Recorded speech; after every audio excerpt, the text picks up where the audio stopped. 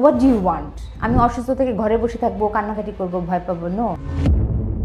মানে ও খুব শক ছিল, মানে ভীষণ শক ছিল সে যে আমি সার্ভাইভ করে গেছি এটা শুনে। ওহো, আমি তো ভেবেছি দিদি আমরা যে কোনো দিন যে কোনো একটা খারাপ নিউজ শুনবো, এই জন্য আমি আসলে আপনাকে আমার ম্যাগাজিনে ফিচার করতে চাচ্ছিলাম। আমি যদি মরে না যাই তাহলে what could be the new fashion? Seriously seriously I was thinking like this. আবার কেউ কেউ থাকে তোমার স্ট্রাগলটা নিয়ে সে মনে মনে খুব মজা পাবে এবং ভেতরে ভেতরে মজা পাবে। খুব ভালো হয়েছে, ও শীতি অসুস্থ গান করতে পারবে না, শোগুলো এখন আমি করব। হ্যালো আপু, হ্যালো, কি অবস্থা আপনার? ভালো। আপনার যে আপকামিং শো আসছে হিলিং রুম, সেটা কেন আপনি আনছেন সেটার ব্যাপারে জানবো। আচ্ছা, এবং এই ব্যাপারগুলোর উত্তর সবাই জানবে যখন আমি আপনাকে কোয়েশ্চেন্সগুলো করবো এখন। গ্রেট। Are you ready? হ্যাঁ, I am ready, let's do it. আপু, আমরা সবাই জানি ক্যান্সার এমন একটা অসুখ যেটা শুধু ওই পেশেন্টকে না বরং তার পরিবারকেও কিন্তু ভোগায়। ইভেন এমনও হয় যে অনেকেই ভাবে এবার আমার সবকিছু শেষ। সো আপনার ক্ষেত্রে কি এমন চিন্তা এসেছিল কখনো? ডেফিনেটলি আমার মনে আছে যে আমি যখন when I get to know যে আমার এটা ম্যালিগন্যান্ট, তখন আমি তার কিছুদিন পরে দুর্গাপূজা ছিল, আমরা গ্রামের বাড়িতে যাই। সো আমি প্রথমত আমার বাবা মাকে কিছুই বুঝতে দিই নাই। আমি গেলাম সুন্দর মতো দুর্গাপূজা করে বাড়িতে এসেছিলাম বরাবরই, এবং ভয় আমি ভীষণ পেতাম। আমার মনে আছে প্রতিদিন আমি রাতে ঘুমাতে পারতাম না, রাতে আমি একা শুয়ে শুয়ে কান্না করতাম। সকালে ওঠার পর না তখন আমি চিন্তা করতাম যে এই আমার তো চুল ফেলে দেওয়া হবে, আমার তো এটা হবে সেটা হবে, আমার এত সুন্দর চুল চলে যাবে, এত সুন্দর চেহারা চলে যাবে। সত্যি কথা। এবং এগুলো ভাবার পরে আমি আবার ভাবতাম তাইলে আমি যদি মরে না যাই তাহলে what could be the new fashion? Seriously seriously I was thinking like this. আমি মানে কান্নাকাটি করে সকালে ঘুম থেকে উঠতাম, ওঠার পরে আমি ভাবতাম এগুলা হ্যান ত্যান সব কিছু ভাবার পরে আবার ভাবতাম যে what could be the new fashion for me যদি আমার হেয়ার না থাকে। বসে বসে দুনিয়ার স্কার্ফ, যত ব্র্যান্ডেড স্কার্ফ আছে সব চিন্তা করতাম।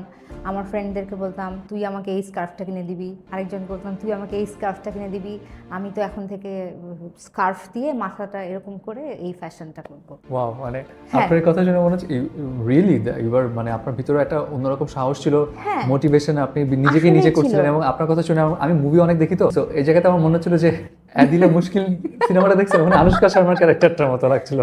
ট্রুলি। এবং তুমি দেখো যে আমি অনেক ইন্টারভিউতে বলেছি যে আমি আমার ফ্যামিলির সঙ্গে শেয়ারই করি নাই। আমি সিঙ্গাপুর একলা একলা যেতাম, আমার ট্রিটমেন্টের পুরো সময়টা আমি একা একা গেছি। এবং শুধুমাত্র আমার সার্জারির সময় আমার ছোটো ভাই জানতো, ও গিয়েছিল, ও যাওয়ার পরে তারপর আমার সার্জারিটা হলো। এবং তারপরেও পুরো আমার রেডিয়েশনের পুরো মোমেন্টটা সবসময় আমি একা ছিলাম।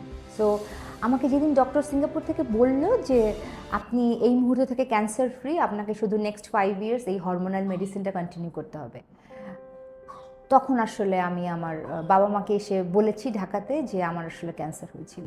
আমার একটা পয়েন্ট আছে, যেহেতু আপনি আপনার বাবা মাকে জানাননি, সো আমি ধরে নিতে পারি আপনি হয়তো খুব বেশি জনকে জিনিসটা বলেননি। এখন আমি যতটুকু জানি যে বাংলাদেশের মধ্যে অনেকেই কিন্তু ম্যাসিভ লেভেলে ডিজাস্টার বা স্ট্রাগলের কথা খুব বেশি শেয়ার করতে চায় না, কারণ অনেকেই আছে আশেপাশে যারা ফেক সিম্প্যাথি দেখায় বা ডিমোটিভেট করার ট্রাই করে। সো আপনিও কি এই চিন্তা ভাবনা থেকে এই বিষয়গুলো খুব বেশি শেয়ার করছিলেন না?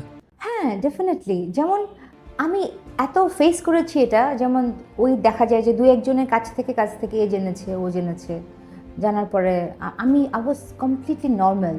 আমি দেখা গেছে সিঙ্গাপুরে ডক্টর দেখিয়েছি, এসে শো করছি, এবং সবাই আমাকে বলতো এই তুমি গান গাচ্ছ, তুমি না অসুস্থ? তা আমি বললাম যে মানে হোয়াট ডু ইউ ওয়ান্ট? আমি অসুস্থ থেকে ঘরে বসে থাকবো, কান্নাকাটি করবো, ভয় পাবো? নো, এটা আমার একেবারেই হয় নাই। আমি পুরোদমে জিম করেছি, আমি আমার ডায়েট ফলো করেছি, আমাকে যেভাবে ডক্টর চলতে বলেছে আমি সেভাবে চলেছি। এবং এই যে সেলফ মোটিভেশন, এটার উপরে আসলে আর কিছুই না। Not only cancer, you know, normally দেখো আমাদের যদি কারো ব্রেকআপ হয় বা কারো ডিভোর্স হয়, তাহলে আমরা কিন্তু একেবারে মনে হয় যে আমরা সোসাইটি থেকে একেবারে আলাদা। এবং নিজের মানুষজন, স্পেশালি আত্মীয় স্বজন, খুব কাছের মানুষজন এমন করে ট্রিট করা শুরু করে যে আমরা পৃথিবীর সব থেকে জঘন্য মানুষ, অথবা কোনো অসুখ বিসুখ হলে মনে হয় যে মিথ্যা কথা বলছি, সিম্প্যাথি নেওয়ার চেষ্টা করছি বা এরকম কিছু, এরকম কিন্তু অনেক আছে। So it's better not to share with everybody. মানে ওয়েন ইউ স্ট্রাগল, মানুষ, তোমার আশেপাশের মানুষগুলো না কয়েক ধরনের মানুষ থাকে। কেউ কেউ থাকে ধরো তোমার স্ট্রাগলে তোমাকে সাথ দিবে, ঠিক আছে। আবার কেউ কেউ থাকে তোমার স্ট্রাগলটা নিয়ে সে মনে মনে খুব মজা পাবে এবং তোমাকে কোম্পানি দিয়ে ও তোমাকে দেখানোর চেষ্টা করবে আই এম উইথ ইউ। আবার ভিতর ভিতর মজা পাবে। খুব ভালো হয়েছে, ও শীতই অসুস্থ, গান করতে পারবে না, শোগুলো এখন আমি করবো। ব্যাপারটা হচ্ছে এরকম, এবং ইটস মানে রিয়েলি হ্যাপেন্ড উইথ মি। আমি একটা ছোট্ট স্টোরি বলি। এই সব কিছুর মধ্যে আমাকে এক রিপোর্টার, আমার রেডিয়েশন হওয়ার পরে আমাকে ফোন করলো, এক নারী রিপোর্টার। সে অনেকক্ষণ ধরে আমার ইন্টারভিউ নিল, আমার স্ট্রাগলের কথা শুনলো। শোনার পরে সে আমাকে শেষে বলল যে ও তার মানে আপনি সারভাইভ করে গেছেন। আমি বললাম ইয়েস। মানে ও খুব শক ছিল, মানে ভীষণ শক ছিল সে যে আমি সারভাইভ করে গেছি এটা শুনে।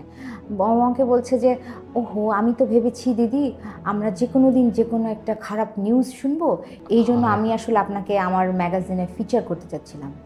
Can you believe? সো আমি কথাগুলো যতটুকু বুঝলাম যে you are mentally strong enough, আপনি ঘুরে দাঁড়িয়েছেন, স্বাভাবিক লাইফে ফিরে এসেছেন।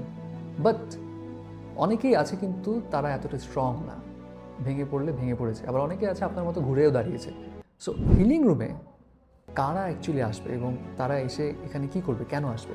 প্রথমত এই জায়গাটা আমার কাছে মনে হয়েছে যারা এই ধরনের স্ট্রাগল করছে তারা এসে আমাদের সঙ্গে শেয়ার করে, এবং যারা অলরেডি ঘুরে দাঁড়িয়েছে তারা যখন তাদের ঘুরে দাঁড়ানোর গল্পটা আমাদের সঙ্গে শেয়ার করবে, এবং সেটা যখন আরেকজন যে ঘরে বসে স্ট্রাগল করছে সেই গল্পটা সে শুনবে, আমার কাছে মনে হচ্ছে তখন they will get inspired.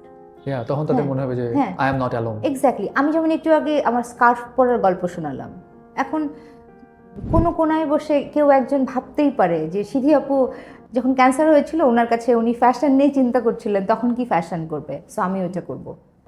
Exactly like this. So healing রুমে কি যারা ক্যান্সার সার্ভাইভার তারাই আসবে, নাকি এখানে সমাজের যারা বিভিন্নভাবে ভেঙে পড়েছে, হোক সেটা ব্রেকআপ, ফিনান্সিয়াল স্ট্রাগল, সব ধরনের মানুষ আসবে? সব ধরনের মানুষ আসবে।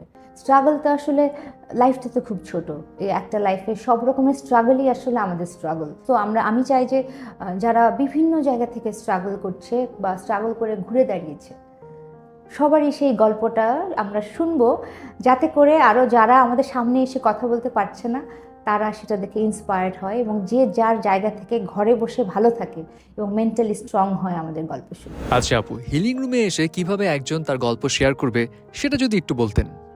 সো আপনারা যারা এরকম ঘুরে দাঁড়িয়েছেন এবং আপনারা যারা চান আপনাদের ঘুরে দাঁড়ানোর গল্প শুনে আরেকজন ইন্সপায়ার্ড হোক, আপনারা নিচে দেয়া এই গুগল ফর্মটি ফিল আপ করে আমার সঙ্গে আমার পডকাস্টে জয়েন করুন।